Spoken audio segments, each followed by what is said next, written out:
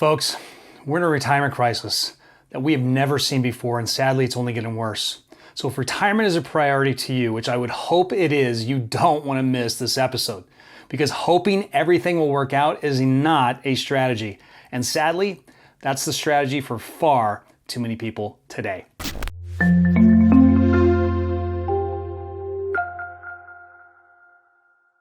Hi, welcome to another episode of Wired for Wealth, guiding you to achieve lasting financial freedom and peace of mind. I'm your host, John MacGregor, your antidote to your financial struggles. If you haven't already done so, you know what to do. Ring that bell below and hit subscribe. And feel free to leave a comment. I would love to hear what you're thinking. So, all right, let's dig in. The looming retirement crisis around the world has been a topic for many, many years now, and it seems to be getting worse rather than better. The US was trillions of dollars short when things were going right, when inflation was non-existent and interest rates were low and the stock market was in a permanent bull direction. Now today, everything has changed. From the pandemic and the ridiculous shutdowns that destroyed lives and businesses, to the war in Europe, the supply chain bottlenecks that still exist, a bond market that blew up, a stock market that cratered. What else? We got inflation through the roof, energy prices crushing families and businesses, and add to that an administration that doesn't have a clue what to do other than throw more gasoline on this dumpster fire. It's unbelievable. And now they want to raise your taxes. And trust me, those taxes are going up for everyone. And I don't care what they're saying. Everyone will see their taxes go up while they add 87,000 new IRS agents to hunt you down and squeeze you for even more of your hard-earned dollars. And this administration is trying to change the definition of things to deceive you. The definition of recession has now changed. And the new Inflation Reduction Act that they just passed, a total scam and bald-faced lie, which is costing you and me close to $1 trillion in order to, quote, fight this inflation. It's no longer called the Inflation Reduction Act. They don't call it that anymore. Why? Because they know after they passed it that it won't reduce inflation at all. In fact, it'll make things worse. Essentially, they're calling this bucket of feces ice cream. That's essentially what they're doing. They're saying, hey, look at this bucket of cow manure, and they're labeling it as ice cream, thinking we're too stupid to know the difference. I mean, you cannot trust these people. So what does all this mean to you and me?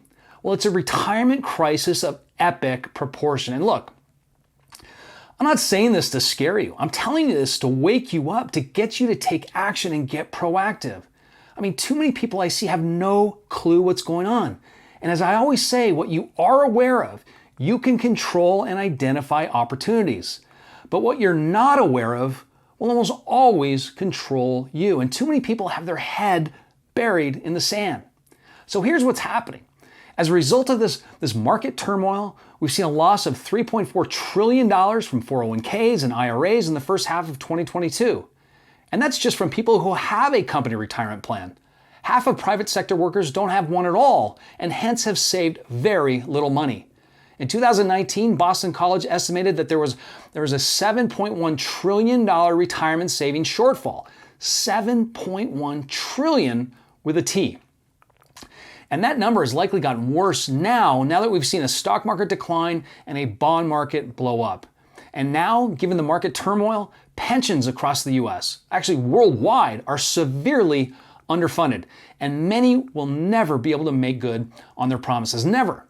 In fact, we're already seeing pensions fight in court to lower their pension obligations to people who were promised, in fact, guaranteed a pension for life. And the employees, they're losing the battle in court. Some people are seeing their pension benefits slashed in half. I mean, it's absolutely tragic. They completely overpromised and mismanaged these funds. And now the people who worked their tail off for 30 or 40 years are paying the price. I mean, it's absolutely sickening. And Social Security, the government-funded plan here in the US, will be bankrupt by 2034. That's right, bankrupt. I mean, don't trust me, look it up. It's everywhere. It's just math. Money coming in versus money going out, bankrupt in 2034. I mean, this is the perfect storm. And let these numbers sink in. 78% of working adults are living paycheck to paycheck. 64% could not come up with $500 for an emergency expense. 60% of Americans will outlive their retirement savings. 60%. The average working household has virtually no retirement savings at all. 42% of millennials haven't even begun to save for retirement. 38% of US households end up completely dependent on Social Security. 38% completely dependent on Social Security. And here's some specific numbers for women, and this is scary. 70% of the nation's poor are women. Women are 80% more likely to be impoverished in retirement.